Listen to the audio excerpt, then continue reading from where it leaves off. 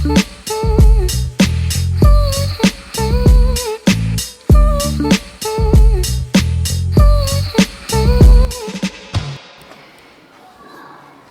my name is Graham Tua. I'm the sound technician at Victoria's Church UMOJA in Ako campus.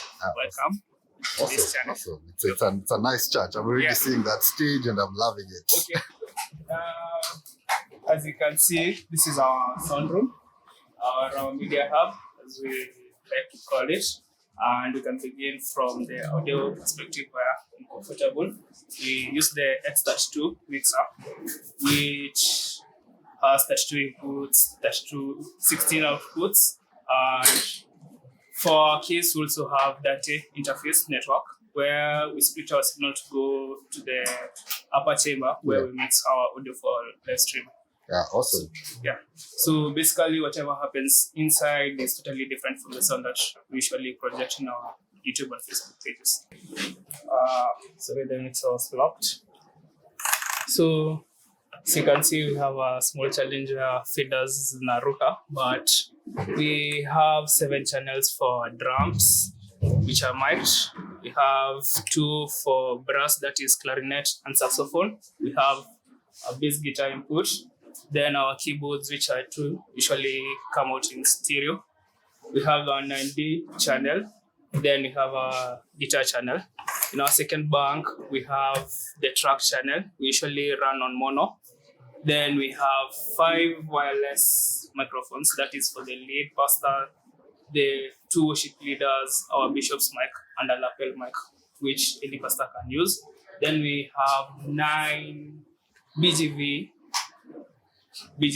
that's the background voices. Yeah. And then we have one input from our TriCaster in case we are playing audio from in-house. Yes. In terms of buses, we have routed that in a way that our monitors use 1 bus. Yeah.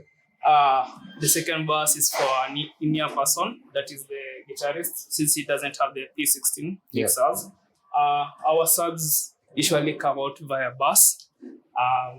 We found it to be an interesting technique of where we can manipulate the subs without manipulating the left-right mix, the left-right EQ.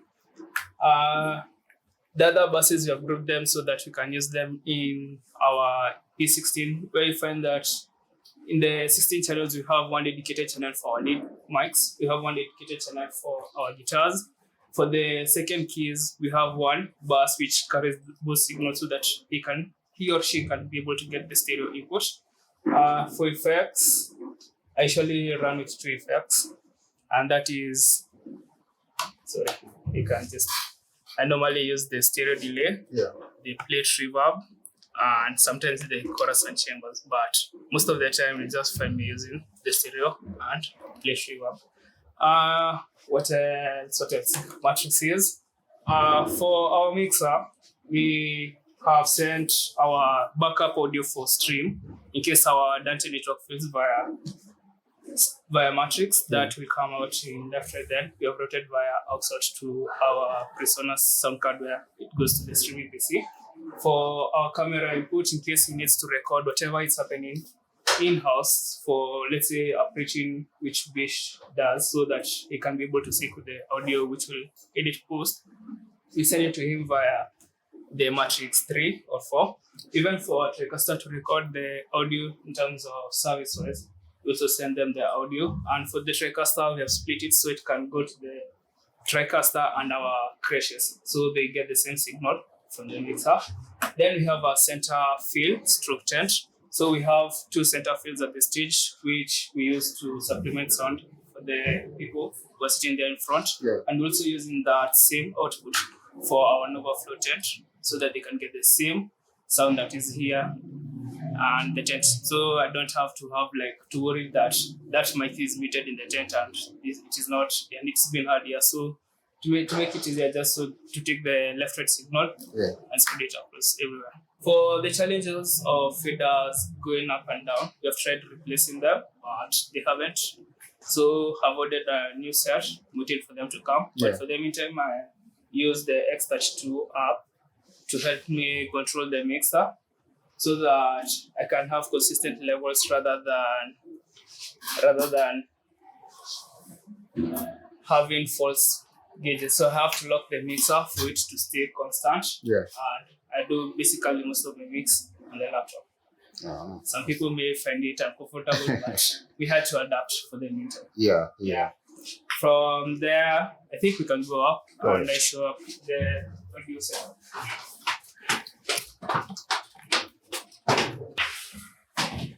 So in our upstairs, this is where we usually mix our sound for live stream. And normally we use this computer. And the main DAW that I use is Reaper. I found it to be lighter than other softwares at that time. And one thing I preferred about Reaper is that when it comes to the using this computer resources, it isn't that heavy. It's kind of friendly, and at that time before we purchased it, it enabled us to use all the features for free. Then we decided to subscribe for the mixer. So for now, I'm loading my template, as you can see. And all the signals are coming to this computer via the data network. So the X32 enables us to get the 32 channels independently, and we route them to this computer via Dante via software. So as you can see, I can open the via as the template is loading. See the routing in our Dante controller, where we get all our 32. So our 32 inputs to the audio PC.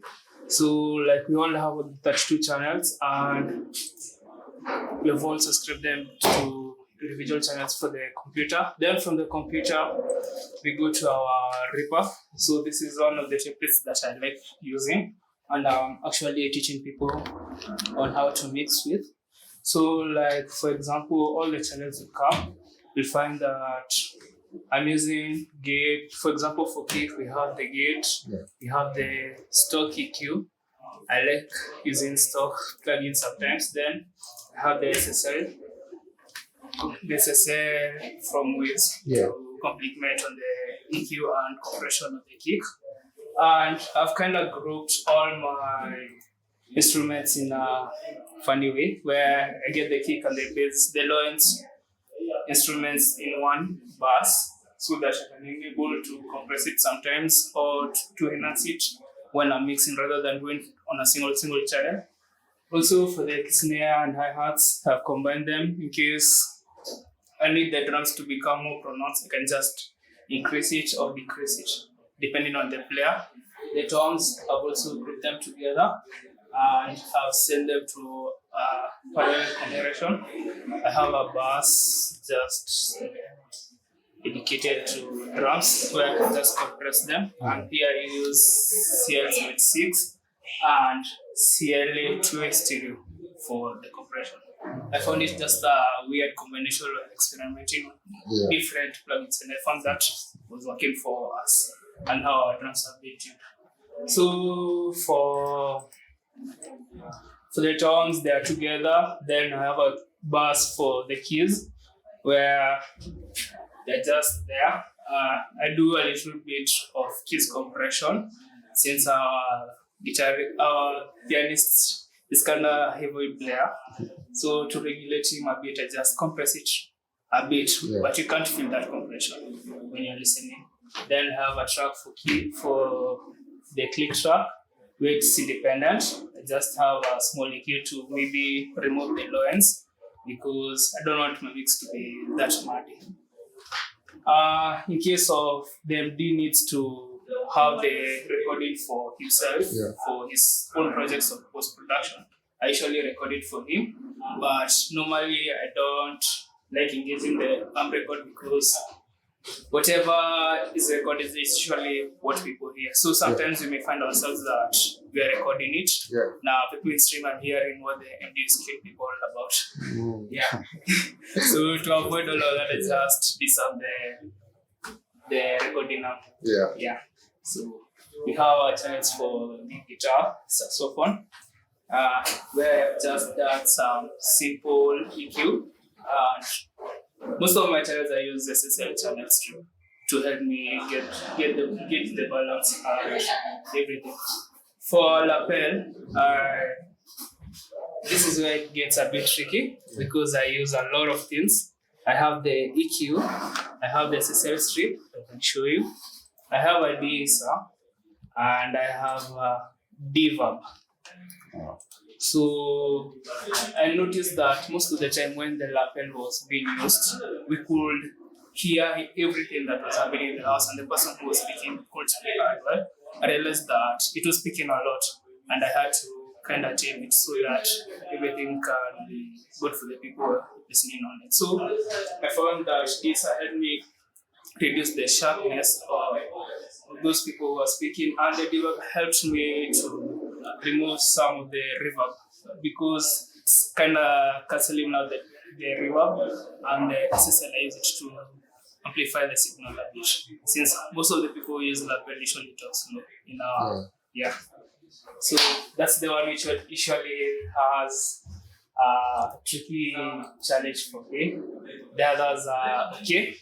For the BGV, the only thing that's new is the Safira. I like playing some harmonics when they are singing.